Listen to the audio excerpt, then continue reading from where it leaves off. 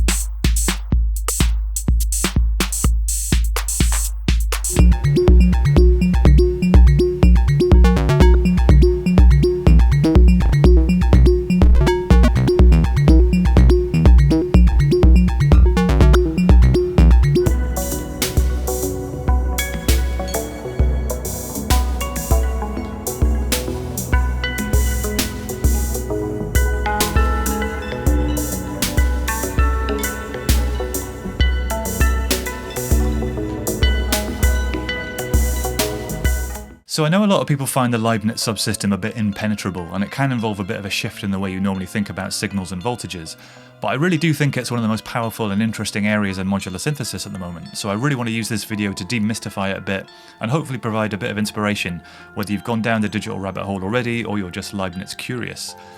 To introduce some of the key Leibniz concepts, I'm going to start with a look at how Drezno II works, since it's the main way of interfacing the Leibniz subsystem with a wider setup. Then I'll do an overview of Rostock before we get into the patches. If you're already familiar with some of this stuff, then as always feel free to use the chapters to skip ahead to the bits that you're interested in. If you're completely new to the Leibniz concept and you're looking for a really clear and in-depth explanation of the fundamentals, I recommend watching the excellent video by Monotrail, which I've linked to in the description. You might also want to check out the video I made about the Lipsk and Erfurt modules earlier this year, where I gave a bit of a primer on binary numbers. But I'll try and explain everything you need to know as I go along, and if you're broadly familiar with concepts like sample and hold, quantizing and 8-bit numbers, you should be fine. So strap yourself in, let's get into it. So Drezno II is actually two independent modules in one unit, an analog to digital converter or ADC on the left, and a digital to analog converter or DAC on the right. The basic idea is that you feed analog stuff like audio or CV into the left side, convert it to digital data, send it through other modules in the Leibniz system which change that data in some way, and then convert it back to get different analog stuff out of the right side. You can do things to the digital version of the signal that don't have obvious direct equivalents in the analog domain, which is what makes it so interesting. The ADC side is essentially a kind of quantized sample and hold. It only works with signals in the range of 0 to 10 volts, so when you connect your source to the ADC input here, you can use these gain and offset sliders to bring the signal into that 0 to 10 volt window. For a standard bipolar -5 to +5 volt signal like an LFO or an oscillator output, you'll generally want to max both these sliders to capture the full range. The ADC has an internal clock, and when you feed an analog signal to the ADC input, on each clock pulse, Drezno will sample the voltage of that signal at that particular moment and hold it until the next clock, just like a typical sample and hold in a modular system. The difference is that instead of holding an analog voltage using capacitors, Drezno quantizes the voltage to one of 256 possible values and then holds it in the form of an 8-bit binary number. If you're wondering where I'm getting 256 from, that's the number of possible values that can be represented in binary using 8 bits. So using its internal high-frequency clock, Drezno carries out this sampling process 2 million times a second, which means it can handle signals right up into video range.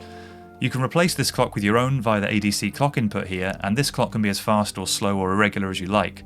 So you can use Drezno for sample rate reduction effects on audio, or to generate rhythmic gate patterns or step modulation from slower CV signals. Whichever clock you use is transmitted alongside the data on the Leibniz bus. The digital data that the ADC creates as a result of this process is basically a stream of 8-bit numbers.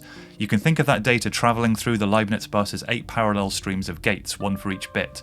The gates are either high or low depending on whether the bit that they represent is a 1 or a 0, and their state is updated on every clock. These diagrams show what the gate patterns for each bit will look like when you're digitizing a standard saw or sine wave. The stream of data comes out of a 10-pin connector on the back of the module, which you can connect to other Leibniz-compatible modules. The 8 bits are also available via the standard Eurorack style outputs on the front panel, which put out 5-volt gates and light up these LEDs whenever their corresponding bit has a value of 1. Similarly, the DAC side has a 10-pin input header for Leibniz data on the back, or you can patch in individual gates for each bit on the front. You need to hit the link button to activate the Leibniz bus input. Without link on, it will only process the front panel inputs. The DAC uses the clock on the bus by default, or you can override this by patching your own clock in here, and the analog output is here. So what's actually different in Drezno II compared to the original module? Well, the main difference is the quality of the converters. They have a higher resolution and a lower noise floor, so it's more accurate enough in fact to work with pitch CV. On the DAC side, which also has gain and offset sliders, the output range is roughly -10 to +10 volts, and with the gain at maximum it's calibrated so that the 256 possible digital values correspond to steps of 1/12 of a volt. In other words, it's quantized to semitone steps if you're using it for pitch CV, because Eurorack pitch is based on 1 volt per octave, and there are 12 semitones in 1 octave. Now, 256 semitones is well over 20 octaves, which is not the most practical range, so the Drezno II has a DAC range switch here, which lets you reduce that to a more manageable 128 semitones. It just ignores the least significant bit and scales everything down by half. This is really handy if you're using it to handle pitch sequences, as we'll see in one of the patches. With Drezno II alone, there are quite a few ways to mangle a signal. If you link the two halves together with a short ribbon cable on the back, you can convert any analog signal to digital and back again for a subtle digital quantizing effect, and you can patch in a slower clock for sample rate reduction effects. You can also override and cross-patch the bits using the front panel connectors, which can produce some really quite drastic effects. But a lot of that stuff is covered in the demos of the original Drezno module that are already out there. What I'm going to focus on today is what happens when you add Rostock to the system. So Rostock is the new kid on the Leibniz block. As I mentioned in the intro, it's a binary data pipeline or shift register. It lets you delay the digital data stream by passing it through a pipeline inside the unit. You can set this pipeline to be anywhere from 1 to 64 stages long, and the data will move through to the next stage of the pipeline on each clock. Now, how long the delay actually is for a particular length of pipeline depends on the clock rate. With the standard 2 MHz built-in clock in Drezno, we're talking about 32 microseconds for data to pass through the full 64 stages, which is inaudible. So for audio or CV applications, you're generally going to need to use a much slower clock. What's kind of interesting about that is that if you're processing audio and want the delay to be in the audible range, the low clock speeds mean you'll end up with some pretty obvious digital aliasing, which can be pretty cool as a creative effect, as you'll soon hear. Now, control-wise, Rostock is pretty simple. The only knob is this one that sets the number of stages in the pipeline, or in other words, the number of clocks that the data stream will be delayed by. You can control this using CV2 via this input, and if you push the encoder, you can toggle between setting the length from 1 to 64 and attenuating the incoming CV as a percentage from 0 to 99. Where things get really interesting are the loop and scramble buttons, which each have gate inputs too for remote control. If loop is active, then Rostock will ignore the data coming in, apart from the clock, and loop the contents of the pipeline. Scramble only has an effect when a loop is active, and when you turn this on, it combines the output of the pipeline with the input data using XOR logic. So with a complex changing input signal, this will effectively randomize the loop, but if your input data stream is also looping, you might be digitizing an LFO, say, and if that loop length is a multiple of the length of your pipeline loop, or maybe if you're feeding the input with a static set of data, you'll get more predictable behavior. I'll try and show you what I mean later. Under the loop control, there's a button gate input that let you clear the data from the pipeline, and next to that is a bank of inputs, which is where things get even more interesting. These are clock inputs for the individual bits. Rostock actually has separate pipelines for each of the 8 bits, which by default will all be running at the speed of the Leibniz clock, but you can override these with external clocks to mangle the data stream even further. I'll look at this a bit more once we start patching, as it's probably easier to hear it than it is to describe it. Finally, there's another clock input which comes right at the end, and this lets you reclock the whole data stream on the way out of the unit. This will only affect modules downstream. I guess it's probably worth pointing out here that Rostock only works with other Leibniz modules and doesn't do anything useful on its own. It also doesn't have any analog outputs. In a lot of cases, the Leibniz data will just end up at the Drezno DAC and get converted to analog, but if you want to access gates representing the individual bits post-Rostock, which you might want to do if you're using Leibniz data to drive drum patterns, for example, then you'll need to route the data through Potsdam or Jena. Potsdam is a routing module for the Leibniz system that lets you switch between two Leibniz sources, and it also has an independent clock source, which is very handy when you're getting into advanced Leibniz patches. Jena is a module that has lots of banks of wave shapes for transforming digital data and can be used as a wave shaper, wavetable oscillator, and drum pattern generator. I'm not really going to use it much in this video, but I might do a separate one about it one day. It has a set of bit outputs on the front panel, and if you set it to the first shape in bank B, which is a one-to-one mapping of the input, you can technically tap the bits out of there. Anyway, that's a lot of theory, and don't worry if not everything makes sense yet. Let's just dive in and start making some patches and see what all this means in practice. Okay, I want to start by looking at using Drezno and Rostock to create some interesting stepped modulation by basically sampling and holding a simple LFO. So in this case, I'm going to be using Batumi to produce a rising saw wave, and I'm going to take two versions of it, one completely unprocessed and one which I'm going to run through Drezno and Rostock.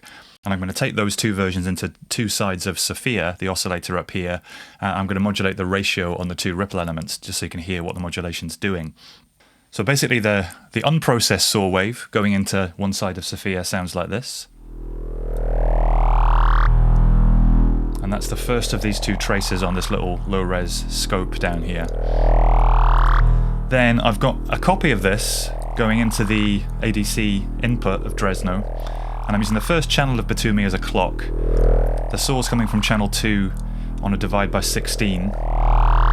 So basically it's going to take 16 pulses of that clock for the saw to complete one cycle. And I'm using that clock output from channel 1 into the ADC clock. So now if I switch over to the other ripple element on Sophia, you can hear the same shape going up in steps. So the 16 steps for that same rise. And you'll see on the scope it's delayed out of phase with the original one. That's because it's going through Rostock, which is adding a clock delay to it. If I overlay them by mixing to both,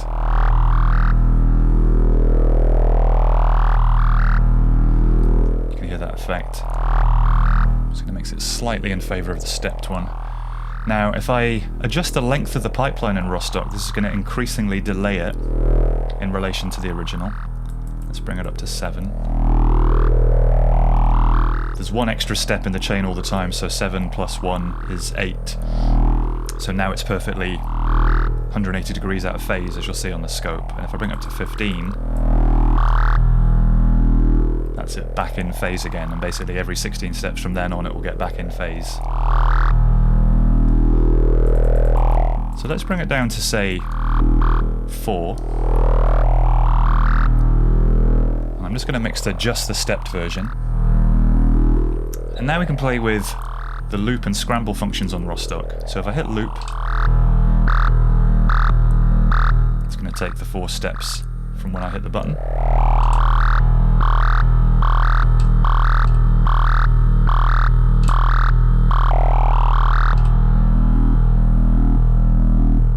And you can of course use a gate to control that. So I could, let's go for a 3-step loop. And let's clock that from another divide by 16 square out of Batumi. So this means for half of the cycle it's going to be looping 3 steps, and the other half it's going to just be running as normal.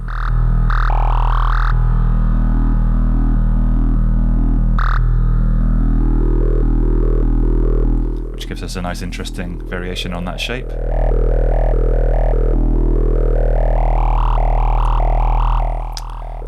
Another thing we can do is reclock either the output or the individual data stream. So let's get it back to a standard stepped rising version without any looping or scrambling. And let's take a divide by 2 clock and go into the outgoing clock in. So that's just giving us 8 steps rather than 16. But we can also reclock individual bits of the data stream. Let's go into bit 6. And what this is doing is clocking that particular bit at a different rate than the main clock. And because these bits collectively represent the voltage of the LFO at that particular moment in time, Reclocking has this quite dramatic effect at changing the pattern. And you can combine these things. You could have... You could be looping that at the same time. Or toggling looping, rather, with that. If I mix back the original.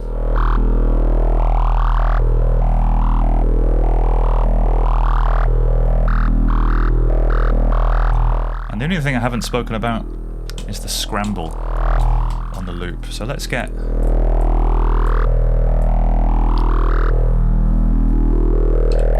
it looping over 8 steps.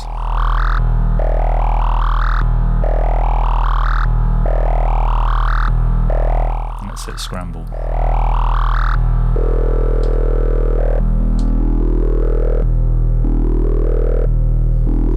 So this is kind of randomizing it. It's going to use XOR logic to combine what's coming into the input with what's coming out at the end of the pipeline.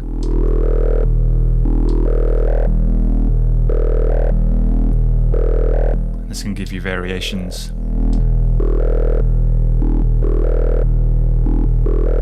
Create new patterns. And this is really useful when you're using drum patterns or using it to sequence other things.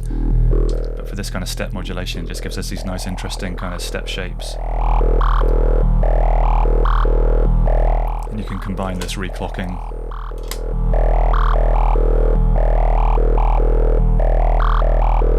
You could reclock from one of the bits that's coming in to Drezno as well, out the ADC side. Reclock another bit at random there. And with this stuff, I find it's pretty hard to figure out exactly what's going on, but if you just plug and play, you get some quite happy accidents sometimes.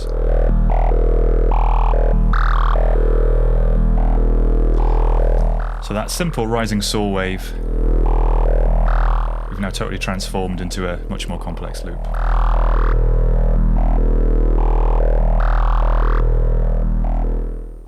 Okay, this next patch is one of my favourites that I've stumbled across while playing around with Rostock, and I think that's because it embodies what I really love about modular, which is taking something really simple, doing some cool processing with it, and getting something really complex and interesting out of it. The heart of the patch is Moskwa. I'm playing a sequence, which is going to drive 2 voices ultimately. One copy of the pitch sequence is going to go straight into Sophia to play our kind of bass core part. Another copy of that pitch CV is going to run through Drezno to be converted to digital, run through Rostock, which I'll be using kind of like a shift register in this patch, then converted, it'll be delayed by a number of steps and then converted back through the DAC to drive the pitch input of Odessa. I've tuned Odessa an octave up from Sophia to make it a little bit more obvious what's going on. And yeah, by adjusting the number of steps in the data pipeline, that's how many clocks the 2 sequences will be out of phase. So you'll get these kind of canon or round effect, which is pretty cool. Let's get the sequence running, and this is just the Sophia voice, so this is not going through any digital stuff yet. This is the sequence I'm using as the core of this. Now this is being converted by Drezno and run through Rostock. I've got it set to 7, you'll see. I think there's an extra step inserted somewhere in the process. I haven't quite figured out why, but 7 steps basically delays it by 8 steps, which means it'll play in phase with that 8-step sequence. So if I fade up Odessa,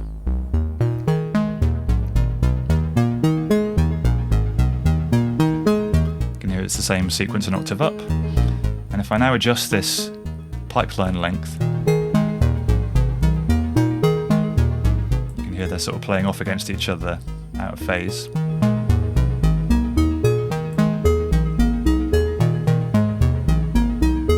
Which is really nice. And if I bring it down to 3 steps. Now another thing I can do is take a slow gate out of PAMs. I've got a divided by 8 at 50%, which will give me basically 1 bar with the gate high and 1 bar with the gate low. I'm going to go into loop. Let me just fade down Sophia for a second. So now it's going to catch 3 steps of that sequence and loop it. And if I bring the sequence length down to 7,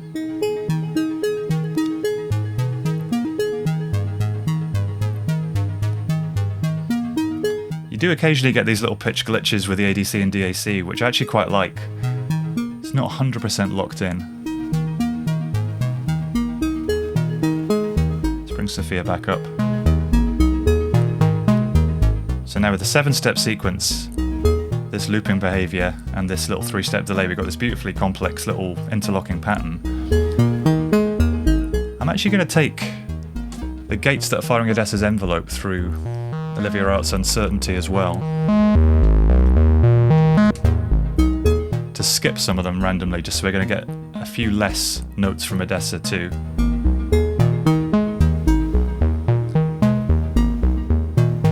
Which I think just makes the patch a little bit more dynamic. And I'm going to take another couple of gates from Pam's just to make the Moskwa sequence a bit more interesting too. Let's take this into range and this into transpose. So I've got some attenuated voltages there just to up the range control and transpose the raw sequence before it's quantized in Moskwa, which gives us this even more complex evolving kind of sound. And let's just patch a few drums in with the last few inputs of Pam's. There's a kick. And some hats and a clap.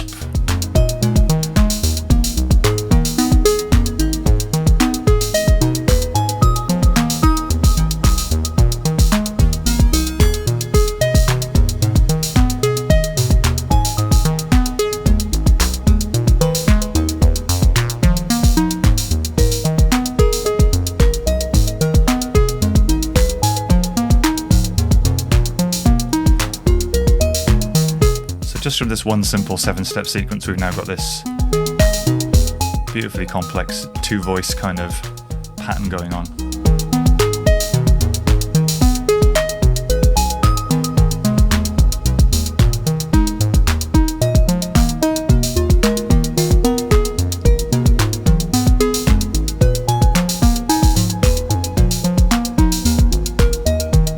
And we can play with the pipeline length again to change the phase even more.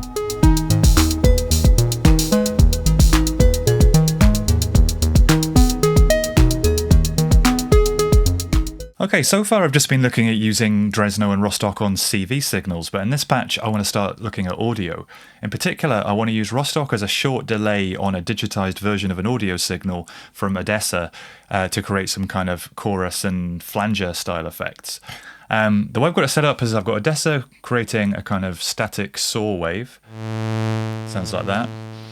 And I've got one copy of that going into the mixer unprocessed, and I've got another copy of that running through Drezno, through Rostock, out through Potsdam into the DAC side, and I can mix the two of them together. So I've got the unprocessed and the processed, and the idea is I'll be able to delay the digital version, the one that's going through the Leibniz system here, and then kind of adjust that delay time to get some nice kind of chorus and flanger effects. So let's have a listen. That's just the raw sound, and if I bring up the Leibniz processed version, at the moment you're not really hearing anything unusual or different, we're just getting a slightly louder version of the same signal. It's being delayed by 44 clock pulses at the moment through Rostock, but because the clock is running at 2 megahertz, that's only taking a few microseconds, so you're not going to hear anything audible. But if I patch in a slower clock to the ADC side of Drezno, and I've got this handy clock source in Potsdam here, which has got a few different ranges. Let's go into the kilohertz range, take that clock out into the ADC, and you can see on the scope I've got the kind of the two versions side by side. And at this clock speed, we're getting quite an obvious delay. And if I adjust the length of that delay pipeline in Rostock, you can hear those two kind of. The shorter this delay, the closer back together they're going to get. And I can also vary the clock speed. Similar effects. Let's try modulating. Let's stick Rostock to somewhere in the middle. And let's take a slow LFO. And I'll just show you how it sounds if you modulate that length. There's a slow LFO from Batumi. See on the scope we're getting this kind of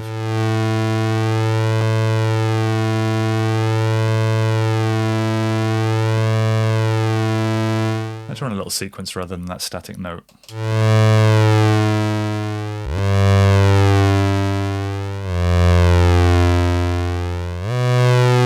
So by modulating the length of that data pipeline we're getting this quite nice flanger effect. The deeper that modulation goes, you will start to hear a few little glitches. quite subtle, but basically the way the data pipeline works, as the data gets shuffled about, it's not perfect. So you will kind of hear.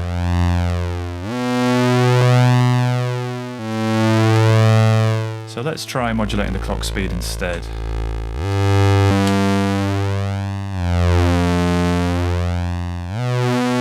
Which is a much cleaner kind of phaser effect.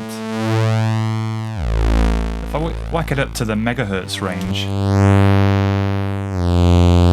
we're still getting some effect. It's a bit more subtle.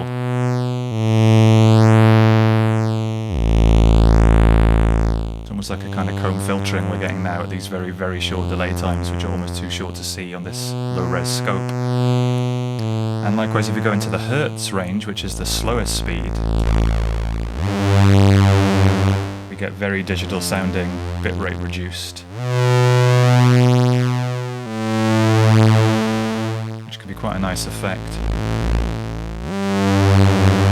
If you mix that digital alias and maybe bring it down slightly in the mix that's going out. But let's go back into kilohertz. A bit of subtle modulation. I'm just going to take out the delayed version. So that's the raw wave. And with this modulated delayed version. Let's just whack into a chord in Odessa.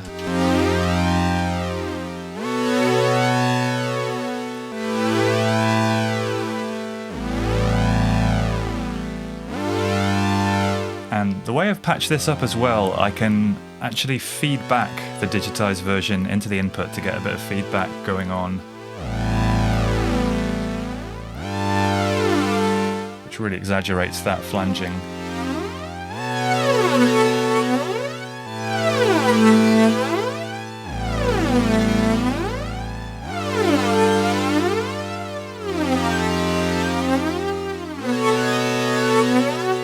So there you go, nice. Digital flanging and chorus. That's wet, let's just add a bit of reverb on as well.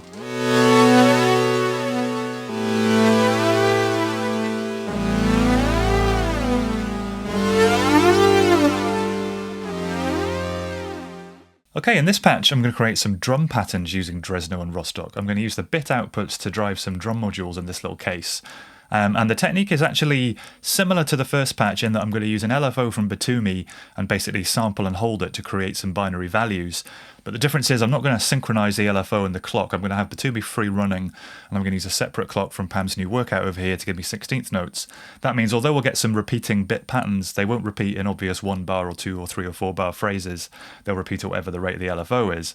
Then I can grab, using the looping function in Rostock, I can grab 2-beat or 4-beat phrases from that pattern, evolve them with scramble, reclock them, and generate some more, usable repeating patterns. So I've got a kick drum patched in from a quarter note from Pam's, just to act as a kind of metronome for the whole thing. I'm just going to get that running, and you can see the clock's coming in, and I'm getting this nice bit pattern here, which is changing every 16th note, and I can tap the outputs from Potsdam. It's basically running, the ADC is running through Rostock into Potsdam.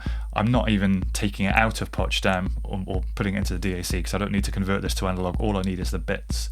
So let's patch in a few drums to these bit outputs on Potsdam. Let's go for a clap in bit 7. And let's try a snare in bit 6. Then let's try an open hat. And a closed hat. And a rim shot. And finally, let's use the 808 maraca as well in bit 2. So you can hear there's a bit of repetition of the pattern. If I adjust the speed of the LFO,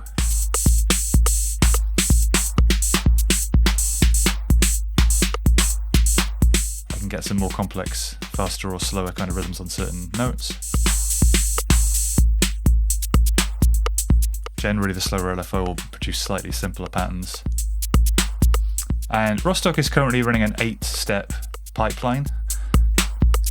So it's delayed by 8 beats. It's not delayed relative to anything, so the delay itself isn't really important. What's really more important is how long this will loop for when I hit loop. So that's a 8 semiquaver or 2 beat loop. If I set it to 16 and loop again.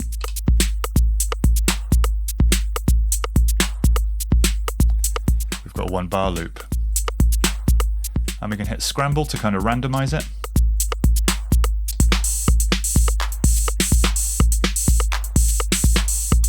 So just by looping and scrambling, you can kind of get these. It's basically an instant rhythm pattern generator.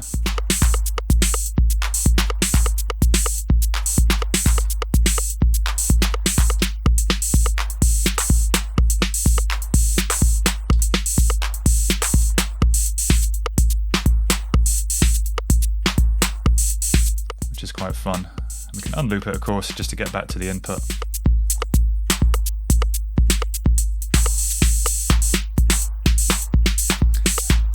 Remember, we can reclock the individual bit streams as well. So I've got a ×2 clock on this channel of PAMs. And if I go into the bit 6, which is what's controlling the snare, that will kind of simplify that pattern a bit because it will only clock it every quaver rather than semiquaver. And it'll ignore the hits in between. So that could be quite good for kind of thinning out a pattern a bit if you want to simplify things slightly.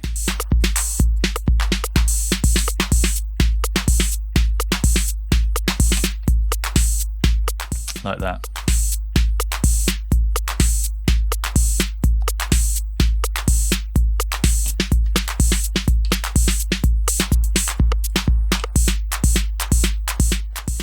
And of course you could use a slower clock to automate the scrambling.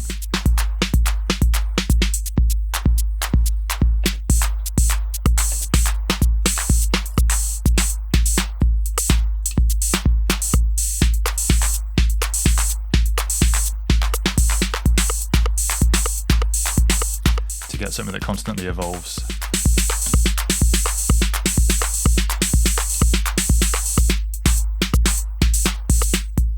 But yeah, as a kind of instant rhythmic inspiration machine, very quick to get some nice complex patterns, and with Rostock, very easy to loop them and add a bit more control. Okay, I want to get back into some audio mangling in this patch, and I'm going to use the kind of fundamental sine wave output of Sophia, so just a kind of almost pure sine, slightly saturated sine that comes out of there. That's going to run through Drezno and Rostock, and I'm going to do some sample rate reduction. I'm actually going to use an external clock from Generative Delay 1, which has a built-in high-frequency clock, which you can tap the output, and you can actually make that track volt per octave, which is quite handy. So I'm going to send a little sequence from Moskwa to Sophia and also to the Delay 1 clock, which means that the clock for the ADC will be kind of changing in relation to the pitch of the sequence that the Sophia is playing. So here's the sine wave. If I just fade this up, this is it running through Drezno and Rostock, and this is with a pretty fast clock out of Delay 1. I'm using Erfurt here as a clock divider, just purely, it's not in the Leibniz chain, it's just as a standalone clock divider. I've got the clock from Delay 1 going in, and I'm taking, basically at the moment, half of that clock speed is going into the ADC, and if I step through these different divisions, you'll start to hear progressively more digital aliasing, and the wave gets more and more steppy, until at these very low speeds it gets very blocky and kind of distorted. And I thought what I could do in this patch is a bit of switching between a couple of them rhythmically for a kind of a cool effect. So I'm going to take as my kind of main rate, I'm going to take this one, and I'm going to take 2 octaves below that as a thing I'm going to switch to. And if I just run this little sequence,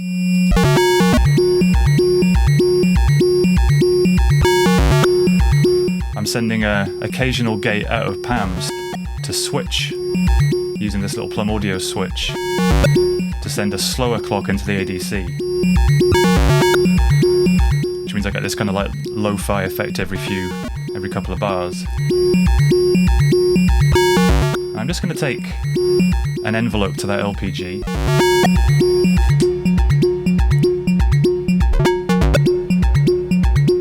And we've got this really cool kind of metallic, crunchy sound. Now I can degrade this even further taking another of these clock divisions of this high frequency clock, just take this one here for example, and reclocking one of the bits in Rostock, just pick one at random. The higher, the more significant the bits are, the more destructive it will be. Let's go into bit 6. So it gets even more metallic.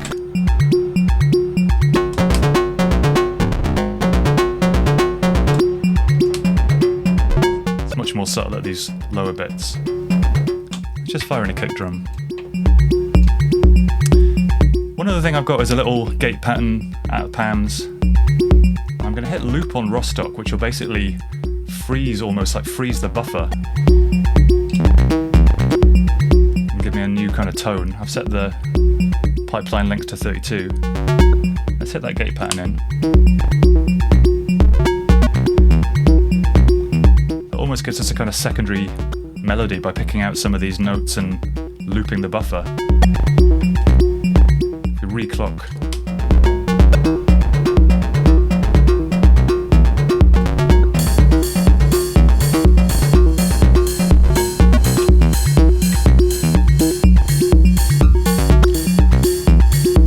There you go, it's great for this kind of techno. That's just a sine wave from Sophia that I'm mangling.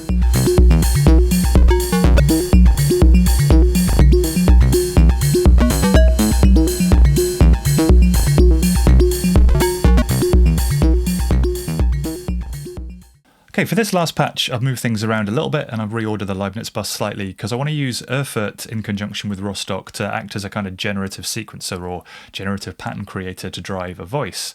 Of course, you can't have generative modular music without rings and clouds. That's the law. So in this pod over here, I've got nano rings and monsoon set up as the voice with a bit of effects. And yeah, the way the patch is configured, I'll just talk you through it briefly, then I'll get it going. I've got 11/16 clock Euclidean trigger pattern coming out of Pamela's Pro workout. That's being melted to a few places.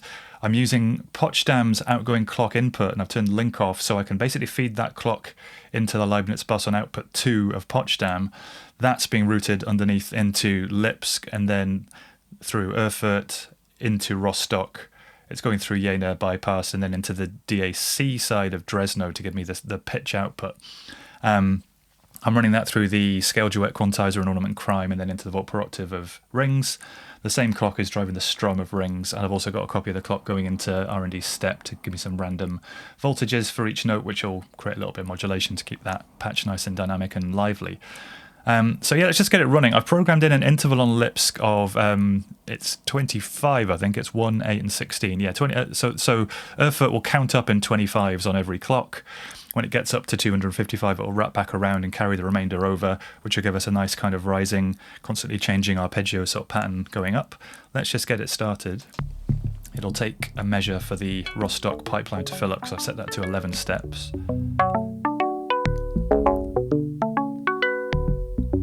I've got clouds kind of, or monsoon rather, dry at the moment.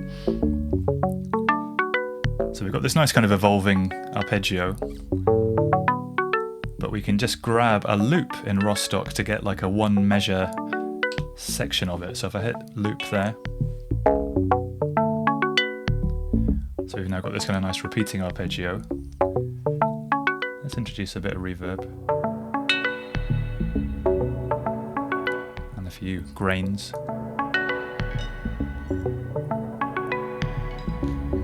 And now if I hit scramble just for a second,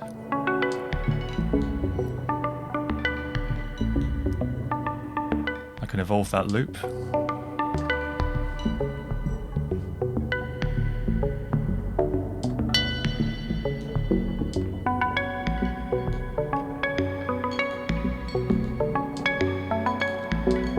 So rather than me stabbing at that with my finger, why don't we get, I've got a nice random-ish divide by 19 clock with a small width coming out of Pam's. Let me hit that into scramble, and that will just occasionally nudge that, which will keep this pattern evolving without changing drastically. And I've got this nice kind of gate pattern here on Erfurt. So why don't I use them to add a few drums? I'm going to take a steady kick pattern. I'm going to take a 3/16 Euclidean pattern for the kick out of Pam's. And let's just shove a couple of these guys into a couple of these bits. Let's try a snare.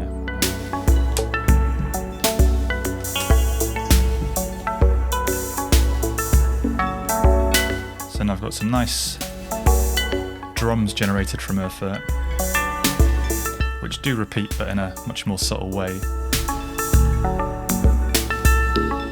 And I've got this 1-bar pattern that's evolving by itself by occasional short scrambles. I can do one more thing to make this patch a little bit more interesting. I can take another slow clock from Pam's and I can toggle a second scale.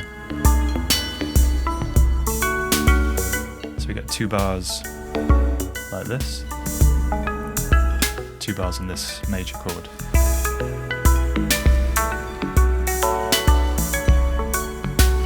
So it's actually super simple. I've got 4 drum sounds, 1 voice. That random modulation really helps, and then this kind of switching quantizers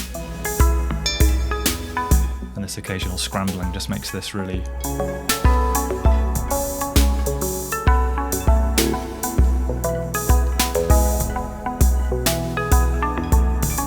so it's evolving, it's got a sense of continuity. It's just really nice. Rings into clouds, you can't really go wrong, can you?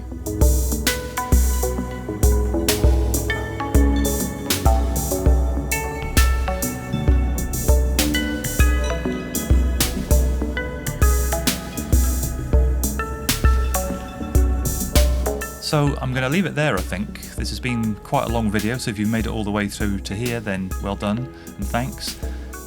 Yeah, if you've enjoyed it, leave a like and a comment. If you've got any questions, then feel free to ask and I'll answer what I can. As always, if you haven't subscribed yet, please do. I'll be back soon with more stuff. Thanks for watching, and I'll catch you next time.